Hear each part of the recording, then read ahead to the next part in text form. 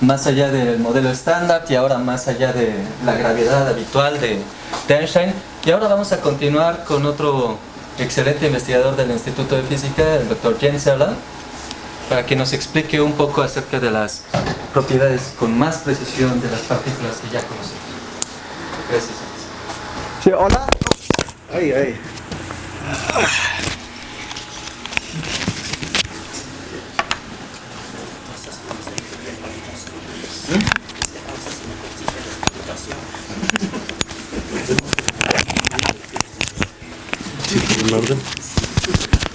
¿Está apagado?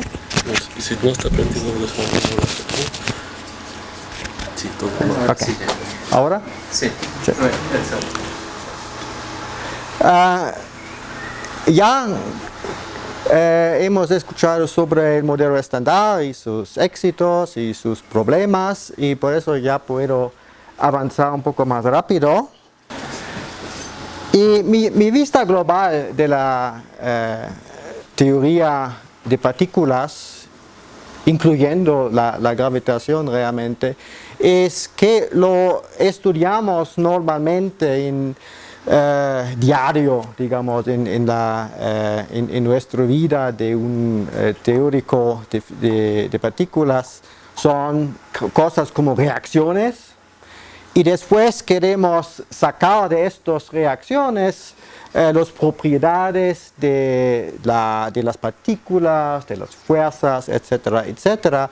Y todo en su mismo sentido no es tan interesante, pero lo que queremos realmente son las leyes físicas que podemos sacar de estas propiedades, y al fin de cuentas queremos entonces sacar los principios fundamentales como la relatividad especial, etcétera, etcétera, pero las cosas que son en el futuro, ¿no? Y este es un resumen de lo que sabemos ahora del modelo estándar, y no hay que ir a los detalles, pero nada más ir a algunos ejemplos que hago como diariamente, ¿no?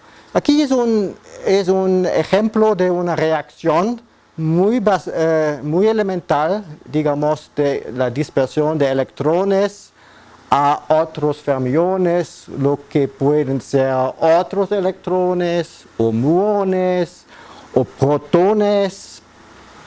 Y ese tipo de reacción ya se estudiaron hace muchísimas décadas, pero que la cosa que hacen la gente hoy es simplemente usar no solo haces de electrones, pero haces de electrones polarizadas, o haces de neutrinos, etcétera, etcétera.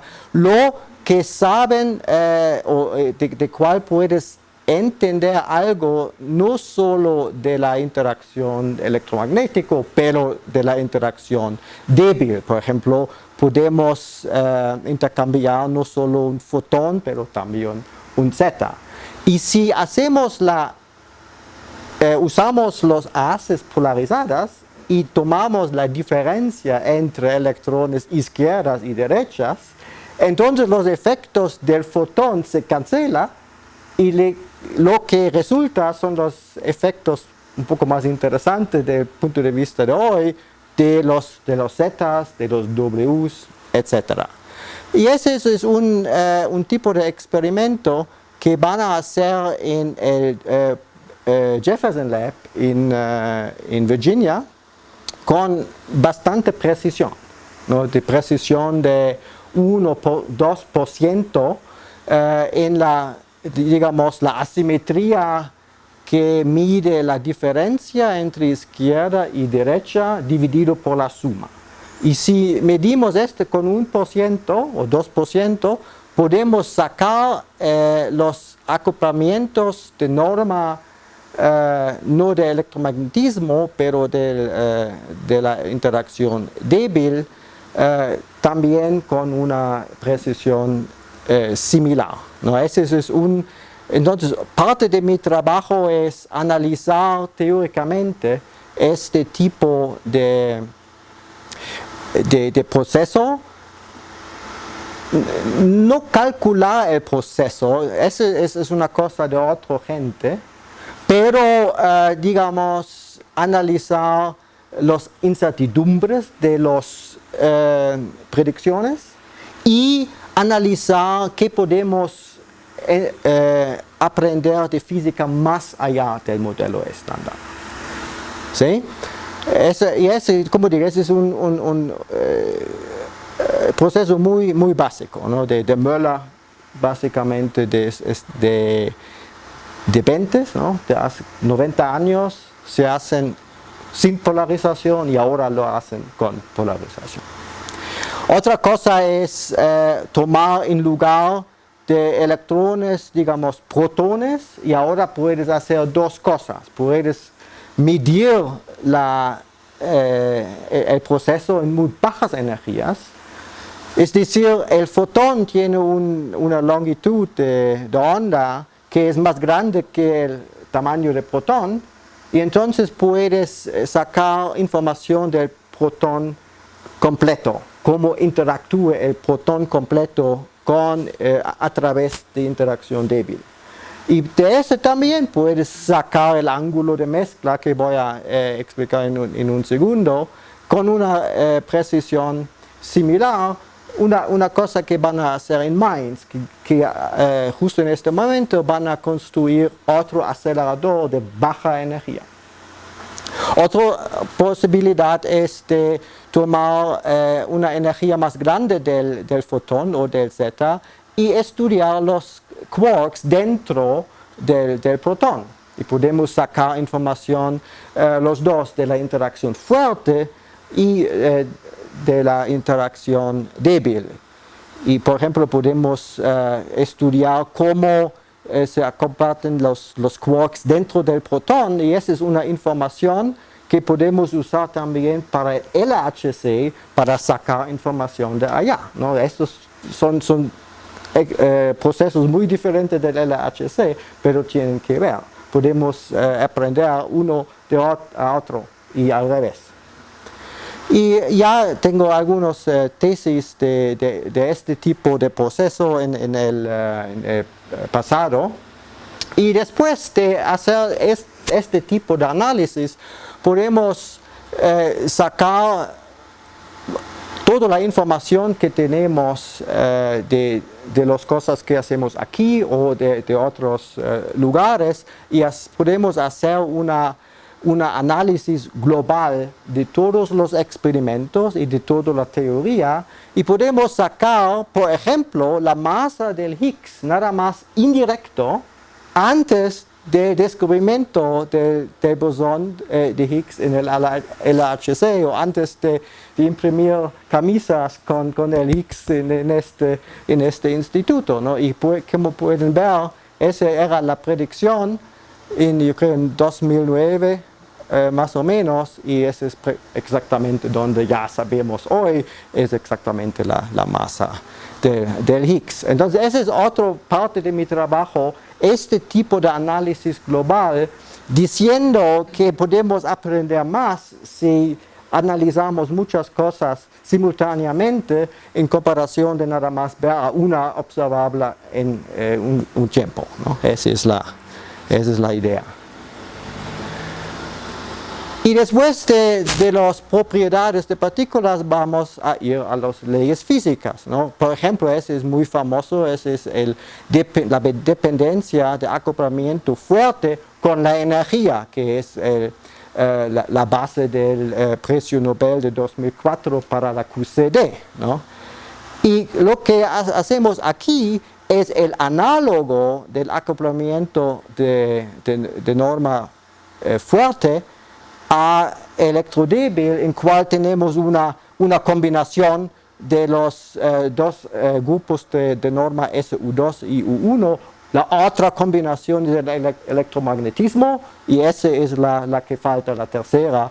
Y ahora queremos calcular con gran precisión la dependencia de este ángulo de mezcla con la energía, y después queremos comparar las predicciones con varios experimentos alrededor del mundo que pueden medir el ángulo de mezcla en estas diferentes regiones de energía. Y eso es algo que hago aquí ahora con un estudiante.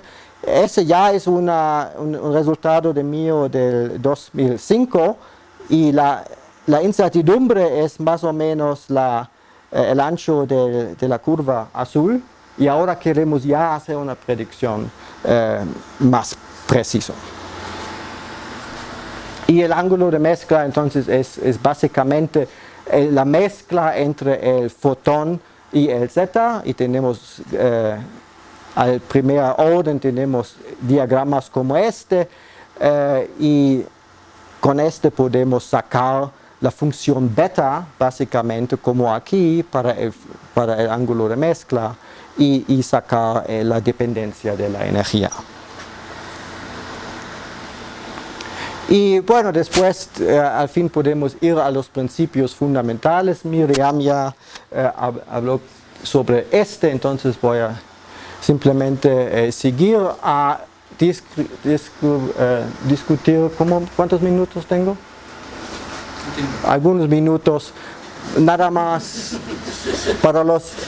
para ejemplos que podemos hacer en términos de temas para maestría o doctorado, ¿no? Este P2, por ejemplo, es este experimento de dispersión de haz polarizada de electrones a protones de baja energía que van a hacer en Mainz.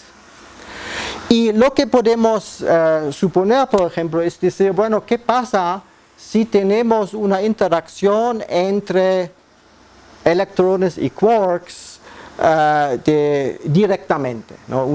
Se llama una interacción de contacto.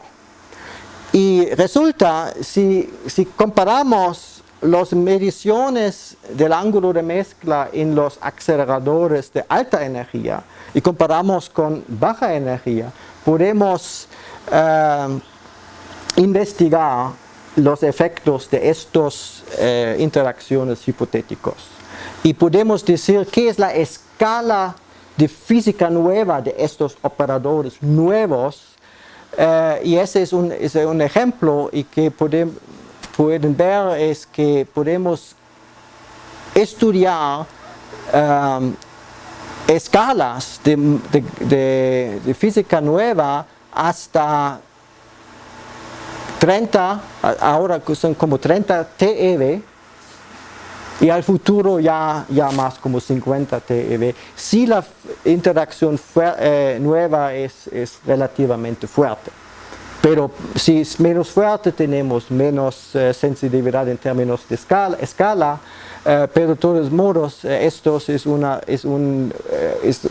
avenida de estudiar física más allá del modelo estándar, muy concreta. Y ese es parte de mi trabajo, ver qué podemos aprender de este experimento planeado en Mainz, y cuáles son otros posibles experimentos en Mainz que, desde el punto de vista de un teórico, ellos deben hacer. Y los experimentalistas siempre quieren saber qué es más útil de hacer, ¿no? A dónde deben poner su dinero o su tiempo, ¿no? Y por eso ese es un gran parte de mi trabajo en estos años.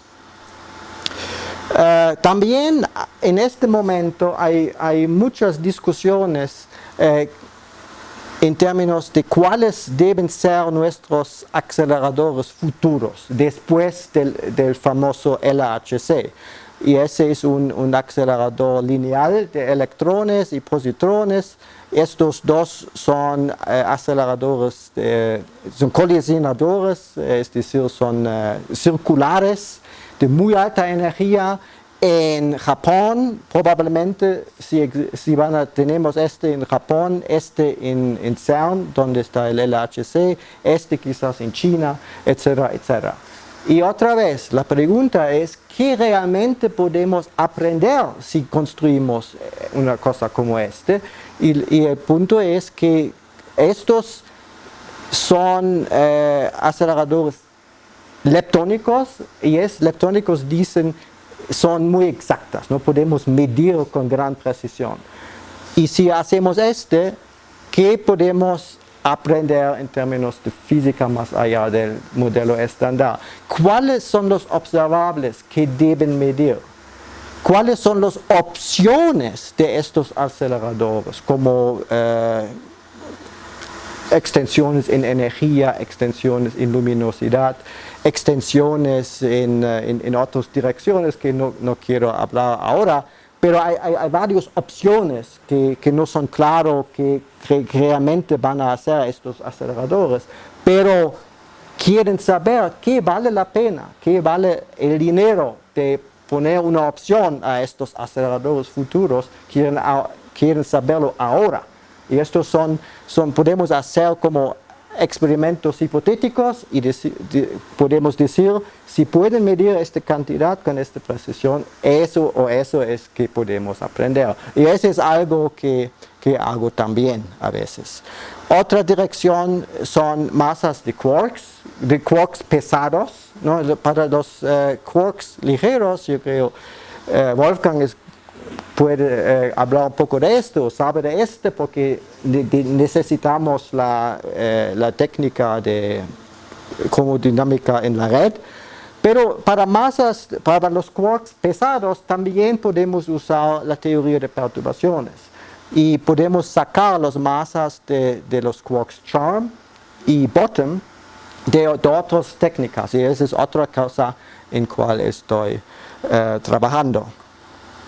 Otra cosa que es muy diferente de estas aplicaciones fenomenológicas es la aplicación de la teoría de grupo en muchos diferentes sentidos, y la gente que son un poco más orientada a la matemática, tengo varias ideas y realmente tengo un estudiante en este momento que está trabajando en un tema de teoría de grupos, básicamente. Y más general, cuestiones de la teoría de campo, ¿no? Como ya mencionó, yo creo, Miriam, la teoría de campo es nuestra teoría de relatividad con mecánica cuántica. Y incluye realmente la gravitación, ¿no? Tenemos mucho de decir sobre la gravitación sin ir a la quantum loop gravity, ¿no? Por ejemplo, la gravitación es la teoría de Einstein, es la teoría correcta a bajas energías, ¿no? Y en esta región de bajas energías sí podemos calcular, por ejemplo, correcciones radiativas de mecánica cuántica. Por ejemplo, podemos calcular correcciones al potencial de Newton, que es finito en la teoría de gravitación. Cosas de es otra dirección en cual estoy interesado. Esos son ejemplos de cosas, pero quiero terminar con algunos comentarios finales que son más generales. El diablo siempre está en los detalles. ¿Sí?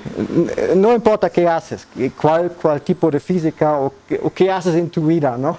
Siempre son los detalles. Las cosas, a fin de cuentas, escuchan muy difíciles, pero al fin de cuentas realmente son cosas normales, pero hay que tratar con detalles, y para una carrera en física teórica de altas energías es necesario dominar más detalles que usualmente. ¿Sí? Y por eso tendrá que aplicar no solo tu cerebro, pero también su corazón. Es mucho trabajo, y por eso es importante que realmente estás interesado en la cosa. Y no solo dices, bueno, quiero hacer un grado en la física y voy a hacer algo para hacerlo rápido o algo. No, eso no va a funcionar en física de alta energía. Tu corazón debe estar acá. Después, entonces va a funcionar. Y tú tienes un jefe muy duro, porque el jefe es usted mismo. ¿Sí? Porque va a ser tu trabajo, y no al principio tienes un asesor que va a hablar contigo y va a ayudarte, pero a un momento es tu trabajo y tú debes dominar tu tema. Y al fin de cuentas va a ser especialmente para doctorado, no necesariamente para maestría, pero al fin de cuentas tú vas a ser la persona que sabe más de tu tesis que cada quien en el mundo.